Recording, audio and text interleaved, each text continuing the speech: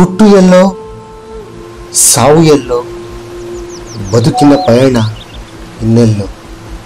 ಆದರೆ ಪಯಣದ ದಾರಿಯಲ್ಲಿ ಸಿಗುವ ಸ್ನೇಹ, ಪ್ರೀತಿ, ವಿಶ್ವಾಸ ಮಾತ್ರ ಮನಸ್ಸಿಗೆ ತುಂಬ ಹತ್ತಿರವಾಗುತ್ತದೆ. ನೆನಪುಗಳೊಂದಿಗೆ ನಮ್ಮ ಪಯಣ ಮುಂದುವರ್ಸೋಣ. ತ್ರ್ಯಂಬಕೇಶ್ವರ ಪಶ್ಚಿಮ ಘಟ್ಟದ ತುತ್ತ ತುದಿಯಲ್ಲಿರುವ ಈ ಶಿವನ ದೇವಸ್ಥಾನಕ್ಕೆ ನಮ್ಮ ಜರ್ನಿನ ಮುಂದುವರ್ಸೋಣ. ಪಶ್ಚಿಮ ಘಟ್ಟದ ಬೆಟ್ಟದ ಸಾಲಿನಲ್ಲಿ ಗೋದಾವರಿ ನದಿಯ ದಂಡೆಯಲ್ಲಿ ಜಂಬೂ ದ್ವೀಪದ ಉದ್ದದ ನದಿಯ ತೀರದಲ್ಲಿ ಶ್ರೀ ತ್ರ್ಯಂಬಕೇಶ್ವರ ಜ್ಯೋತಿರ್ಲಿಂಗ ನೆಲೆಸಿದೆ. ಸ್ವಾಗತ ಸುಸ್ವಾಗತ. Welcome to Royal rider. ನಿಮಗೆಲ್ಲರಿಗೂ ಪ್ರೀತಿಯ ಶುಭೋದಯ. ನಾನು ನಿಮ್ಮ ನೆಚ್ಚಿನ ಕನ್ನಡಿಗ. ಎಲ್ಲರಿಗೂ ನಮಸ್ಕಾರ. ನಮ್ಮ ಪಯಣ ಇವತ್ತು ತ್ರ್ಯಂಬಕೇಶ್ವರ ಕಡೆಗೆ. ಸೊ ಇಲ್ಲಿಂದ ತ್ರ್ಯಂಬಕೇಶ್ವರ ಬಂದು 120 ಕಿಲೋಮೀಟರ್ಗಳಿವೆ. ನಾವು ಇಲ್ಲಿಂದ ನಾಸಿಕ್ ಹೋಗಿ ನಾಸಿಕ್ಕಿಂದ ತ್ರ್ಯಂಬಕೇಶ್ವರಕ್ಕೆ ಹೋಗಬೇಕಾಗುತ್ತೆ. ನಾಸಿಕ್ಕಿಂದ ತ್ರ್ಯಂಬಕೇಶ್ವರ 40 ಕಿಲೋಮೀಟರ್ ಇದೆ. ನಮ್ಮ ಇವತ್ತಿನ ಟು ಅಂಡ್ ಫ್ರೋ ಜರ್ನಿ ಬಂದು 250 ಕಿಲೋಮೀಟರ್ಗಳು. ನಮ್ಮ ಜರ್ನಿ ಸ್ಟಾರ್ಟ್ ಮಾಡ್ತಾ ಇದ್ದೀವಿ ಶಿರಡಿಯ ಭಕ್ತಿ ನಿವಾಸಿಂದ ತ್ರ್ಯಂಬಕೇಶ್ವರ ಕಡೆಗೆ. ಇವತ್ತಿನ ನಮ್ಮ ಜರ್ನಿ ಬಂದು ಅಮೇಝಿಂಗ್ ಆಗಿರುತ್ತೆ. ಯಾಕಂದರೆ ಇವತ್ತು ನಾವು ವಿಸಿಟ್ ಮಾಡೋಕ್ಕೆ ಹೋಗ್ತಾ ಇದ್ದೀವಿ ಒಂದು ಪುಣ್ಯ ಕ್ಷೇತ್ರ. ಇಂದಿನ ಜರ್ನಿ ಶುರು ಮಾಡೋಕ್ಕೆ ಮುಂಚೆ ನಮ್ಮ ಗಾಡಿಗೆ ಪೆಟ್ರೋಲ್ನ ಹಾಕಿಸ್ಕೊಂಡು ನಮ್ಮ ಜರ್ನಿನ ಮುಂದುವರ್ಸೋಣ ಬನ್ನಿ. ನಮ್ಮ ಬ್ರೇಕ್ಫಾಸ್ಟ್ ಇನ್ನೂ ಆಗಿಲ್ಲ. ಯಾಕಂದರೆ ನಮ್ಮ ಜರ್ನಿನ ನಾವು 6 o'clock ಮಾರ್ನಿಂಗೇ ಶುರು ಮಾಡಿದ್ದೀವಿ. ಯಾಕಂದರೆ ಟು ಆ್ಯಂಡ್ ಫ್ರೋ ತುಂಬ ಟೈಮ್ ತಗೊಳ್ಳೋದ್ರಿಂದ ಅಲ್ಲಿ ನಾಸಿಕ್ ಆಗಲಿ, ನಾಸಿಕ್ಕಿಂದ ತ್ರ್ಯಂಬಕೇಶ್ವರ ಆಗಲಿ ಅಲ್ಲಿ ವಿಸಿಟ್ ಮಾಡಿ ಬರೋದು ಇದರಿಂದ 6 ಗಂಟೆ ಆಗೋ ಕಾರಣ ನಮ್ಮ ಬ್ರೇಕ್ಫಾಸ್ಟ್ ಆನ್ ದ ವೇ ಮಾಡಬೇಕು ಅಂತ. ಇಲ್ಲಿನ ಬ್ರೇಕ್ಫಾಸ್ಟ್ ಬಂದು ನಮ್ಮ ಕರ್ನಾಟಕಕ್ಕಿಂತ ವಿಭಿನ್ನವಾಗಿರುತ್ತೆ. ನಿಮಗೆ ಪೋಹ ಸಿಗುತ್ತೆ. ಪೋಹ ಅಂದರೆ ಅವಲಕ್ಕಿ. ಇನ್ನೊಂದು ವಡಾಪಾವ್ ಸಿಗುತ್ತೆ, ಇಲ್ಲ ಮಸಾಲೆ ಪಾವ್ ಸಿಗುತ್ತೆ. ಆದ್ದರಿಂದ ನಮ್ಮ ಜರ್ನಿನ ಹೆಲ್ದಿಯಾಗಿ ಮೇಂಟೈನ್ ಮಾಡೋಕ್ಕೋಸ್ಕರ ನಾವು ಸ್ಮಾಲ್ ವಡಾಪಾವ್ ತಿನ್ಕೊಂಡು ಹೋಗೋಣ ಅಂತ ಒಂದು ಶಾಪಿಗೆ ಬಂದು ಸ್ಟಾಪ್ ಮಾಡಿದ್ದೀವಿ. ಇಲ್ಲಿ ನಾವು ವಡಾಪಾವ್ ತಿಂದು ನಮ್ಮ ಜರ್ನಿನ ಮುಂದುವರಿಸ್ತೀವಿ.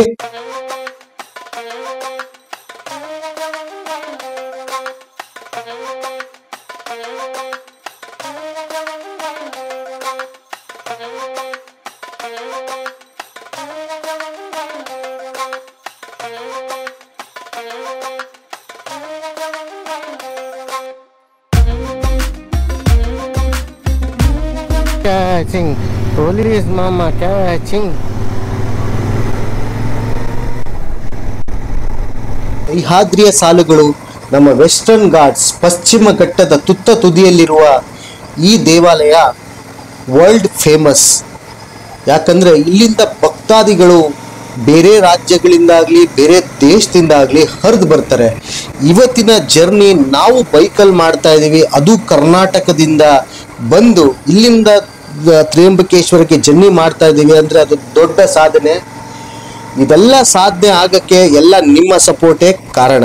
ನಾನು ಆಲ್ರೆಡಿ ಹೇಳ್ದಂಗೆ ಇದು ನಾಸಿಕ್ ನಗರದಿಂದ ಆಲ್ಮೋಸ್ಟ್ 40 ಕಿಲೋಮೀಟರ್ ಇದೆ. ಇದು ಗೋದಾವರಿ ನದಿಯ ತೀರದಲ್ಲಿದೆ. ತ್ರ್ಯಂಬಕೇಶ್ವರಕ್ಕೆ ಹೋಗುವ ದಾರಿಯಲ್ಲಿ ಪ್ರವಾಸಿಗರು ಎಸ್ಪೆಷಲಿ ನಮ್ಮ ಶಿರಡಿಯಿಂದ ಶುರು ಮಾಡಿ ತ್ರ್ಯಂಬಕೇಶ್ವರ ಹೋಗುವಾಗ ನಿಮಗೆ ಮುಕ್ತಿಧಾಮ ಅಂತ ನಾಸಿಕಲ್ಲೂ ಸಿಗುತ್ತೆ. ನಮ್ಮ ಜರ್ನಿ ಬಂದು ಮುಕ್ತಿಧಾಮಕ್ಕೆ ವಿಸಿಟ್ ಮಾಡಿ ಅಲ್ಲಿಂದ ತ್ರ್ಯಂಬಕೇಶ್ವರಕ್ಕೆ ಹೋಗಿ ಬರ್ತಾ ನಾಸಿಕಲ್ಲಿ ನಮ್ಮ ಬೈಕಿನ ಕೆಲವು ಪ್ರಾಬ್ಲಮ್ಗಳನ್ನ ರೆಕ್ಟಿಫೈ ಮಾಡಿ ಬರೋಣ ಅಂತ ಇವತ್ತಿನ ನಮ್ಮ ಯೋಚನೆ ಆಗಿದೆ. ನಮ್ಮ ಟೀಮ್ ಮೇಟ್ಸು ಅದನ್ನೇ ಯೋಚನೆ ಮಾಡ್ತಾ ಇದ್ದಾರೆ. ನಮ್ಮ ಗೇರ್ನ ನಾವು ಶಿಫ್ಟ್ ಮಾಡಿಕೊಂಡು ನಮ್ಮ ಜರ್ನಿನ ತ್ರ್ಯಂಬಕೇಶ್ವರಕ್ಕೆ ಮುಂದುವರಿಸಿದ್ದೀವಿ. ನಾವಿವಾಗ ನಾಸಿಕ್ಗೆ ರೀಚ್ ಆಗಿದ್ದೀವಿ. ಇಲ್ಲಿಂದ 40 ಕಿಲೋಮೀಟರ್ನ ಹಾಯ್ದು ನಾವು ತ್ರ್ಯಂಬಕೇಶ್ವರಕ್ಕೆ ಹೋಗಬೇಕಾಗುತ್ತೆ. ಇಲ್ಲಿ ನಾವು ಒಂದು ಸಣ್ಣ ಬ್ರೇಕ್ ಹಾಕಿ ಒಂದು ಚಾಯ ಮುಗಿಸ್ಕೊಂಡು ನಮ್ಮ ಜರ್ನಿನ ಮುಂದುವರ್ಸೋಣ. ಆಲ್ರೆಡಿ ಹೇಳ್ದಂಗೆ ತ್ರ್ಯಂಬಕೇಶ್ವರ ಮಹಾರಾಷ್ಟ್ರದ ನಾಸಿಕ್ ಜಿಲ್ಲೆಯಿಂದ 40 ಕಿಲೋಮೀಟರ್ ಇದೆ. ನಾವು ಅಷ್ಟು ದೂರದಿಂದ ಒಂದು ವಂಡರ್ಫುಲ್ ರೋಡ್ನ ಕ್ರಾಸ್ ಮಾಡಿ ಬಂದಿದ್ದೀವಿ. ತ್ರಯಂಬಕೇಶ್ವರಗೆ ನಾವು ರೀಚ್ ಆದ್ವಿ. ಇಲ್ಲಿನ ಬಿಸಿಲು ತುಂಬ ಹೆಚ್ಚಾಗಿದೆ. Almost 35 to 36 degree ಸದ್ಯಕ್ಕಿದೆ.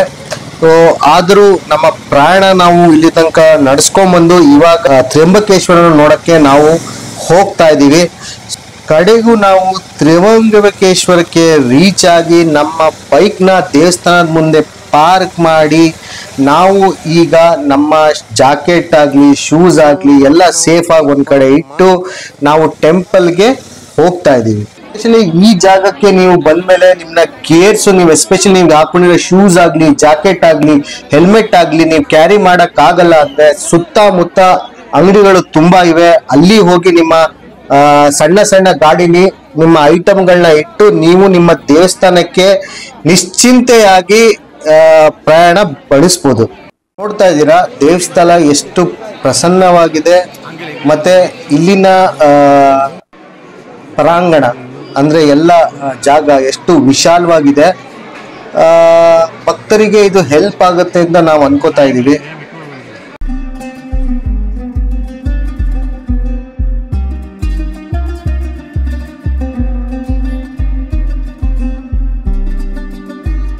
ನೋಡ್ತಾ ಇದ್ದೀರಾ ದೇವಸ್ಥಾನದ ಆವರಣ ಸುಂದರವಾಗಿ ಇರೋದ್ರಿಂದ ಆವರಣದಲ್ಲೇ ಅಮೃತ ಕುಂಡವಿದೆ. ಹೇಳಬೇಕು ಅಂದರೆ ಇಲ್ಲಿನ ದೇವಾಲಯ ಕಪ್ಪು ಶಿಲೆಯಲ್ಲಿ ಕೆತ್ತಲಾಗಿದೆ.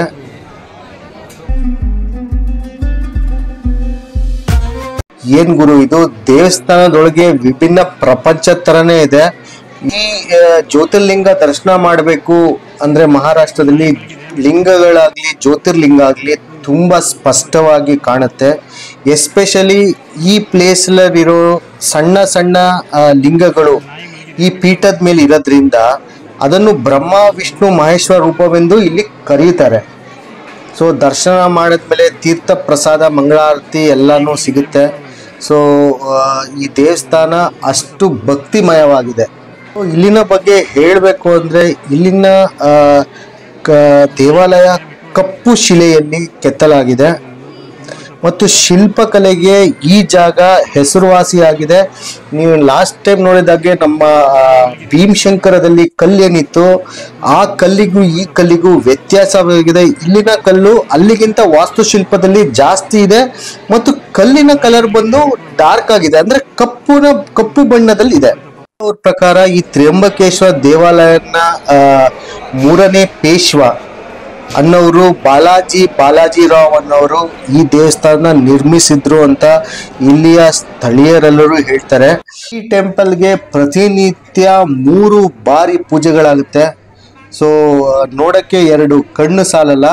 ಸೊ ದೇವಸ್ಥಾನಕ್ಕೆ ಬಂದು ದೇವರ ಗುಡಿಯಲ್ಲಿ ನಿಮ್ಮ ಕೈಯನ್ನು ಇಟ್ಟು ಲಿಂಗದ ಮೇಲೆ ಆಶೀರ್ವಾದ ಮಾಡ್ತಾರೆ ಅಲ್ಲಿರೋ ಸಾಧು ಸಂತರು. ಆಗ್ಲಿ ನೀವು ಆ ವೈಬ್ರೇಷನ್ನು ನಿಮ್ಮ ದೇಹದಲ್ಲಿ ನೋಡ್ಬೋದು ಒಂದ್ಸರಿ ಆ ಲಿಂಗ ಮುಟ್ಟಾಗ. ದರ್ಶನಕ್ಕೆ ನೀವು ಬರಬೇಕು ಸೀನಿಯರ್ ಸಿಟಿಸನ್ಗೆ ಡೈರೆಕ್ಟ್ ಎಂಟ್ರಿ ಇದೆ. ಆಮೇಲೆ ತುಂಬಾ ದರ್ಶನದ ಕ್ಯೂ ಇದೆ ಅಂತ ಹೇಳಕ್ಕಾಗಲ್ಲ, ಯಾಕಂದ್ರೆ ಇಲ್ಲಿ ಎಲ್ಲಾ ತರ ಜನರು ಎಲ್ಲಾ ಸ್ಟೇಟ್ ಇಂದನೂ ಬರ್ತಾರೆ. ನಾನ್ ನೋಡ್ದಂಗೆ ವಿಧ ಭಾಷೆ ಮಾತಾಡೋರು ಇಲ್ಲಿ ತುಂಬಾ ಇದ್ದಾರೆ. ಟೆಂಪಲ್ ಕೂಡ ವೆಲ್ ಮೇಂಟೈನ್ಡ್ ಇದೆ, ಬ್ಯೂಟಿಫುಲ್ ಸ್ಟ್ರಕ್ಚರ್ಗಳಿವೆ. ಅಂಡ್ ಟೆಂಪಲ್ ಇರೋ ಎಲ್ಲಾ ಜನರು ಡಿಸಿಪ್ಲಿನ್ ಆಗಿ ನಮ್ಮನ್ನ ವೆಲ್ಕಮ್ ಮಾಡ್ಕೋತಾರೆ. ಜಾಸ್ತಿ ಡಿಸ್ಪ್ಯೂಟ್ಗಳಿಲ್ಲ. ಮತ್ತು ಟೆಂಪಲ್ಗೆ ಬರೋ ವಿಸಿಟರ್ಸು ತುಂಬಾ ಇದ್ದಾರೆ, ತುಂಬಾ ಅಂದ್ರೆ ಹ್ಯೂಜ್. ಆಲ್ರೆಡಿ ಹೇಳ್ದಂಗೆ ಈ ಟೆಂಪಲ್ಲು ಡಿಫ್ರೆಂಟ್ ಆಗಿದೆ ಕಂಪೇರ್ ಮಾಡಿದ್ರೆ ಅದರ್ ಟೆಂಪಲ್ಗಳಿಗೆ. ಬಟ್ ಬನ್ನಿ, ನಾವು ನಿಮ್ಮ ಹಣೆಗೆ ಕುಂಕುಮ ಇಡ್ತೀವಿ, ನಮಗೆ ದಾನ ಮಾಡಿ ಅನ್ನೋರು ತುಂಬಾ ಜನ ಸಿಗ್ತಾರೆ. ನೀವು ಅವ್ರನ್ನ ಇಗ್ನೋರ್ ಮಾಡಿ ನಮ್ಮ ಜರ್ನಿ ಬಗ್ಗೆ ಕಾನ್ಸಂಟ್ರೇಟ್ ಮಾಡಿದ್ರೆ ನೀವು ಆರಾಮಾಗಿ ಹೋಗಿ ದರ್ಶನ ಮಾಡ್ಕೊಂಡು ಬರ್ಬೋದು. ಟೆಂಪಲ್ ಬಗ್ಗೆ ಕೊಟ್ಟಿರೋ ಇನ್ಫಾರ್ಮೇಶನ್ ಆಗಿ ನಮ್ಮ ಬೈಕ್ ಜರ್ನಿ ಆಗ್ಲಿ ನಿಮ್ಗೆ ತುಂಬಾ ಇಷ್ಟ ಆಗಿದೆ ಅಂತ ಅನ್ಕೊಂತೀವಿ. ನಮ್ಮ ಇವತ್ತಿನ ತ್ರ್ಯಂಬಕೇಶ್ವರ ಜರ್ನಿನ ಇಲ್ಲಿಗೆ ನಾನು ಮುಗಿಸ್ತಾ ಇದ್ದೀನಿ. ನಾವು ಇಲ್ಲಿಂದ ನಮ್ಮ ಊಟವನ್ನು ಮಾಡಿ ನಮ್ಮ ಜರ್ನಿನ ಶಿರ್ಡಿ ಕಡೆಗೆ ಮುಂದುವರಿಸ್ತೀವಿ. ಸಿಗೋಣ ನಮ್ಮ ನೆಕ್ಸ್ಟ್ ವಿಡಿಯೋದಲ್ಲಿ. Signing off Royal rider. ನಮಸ್ಕಾರ.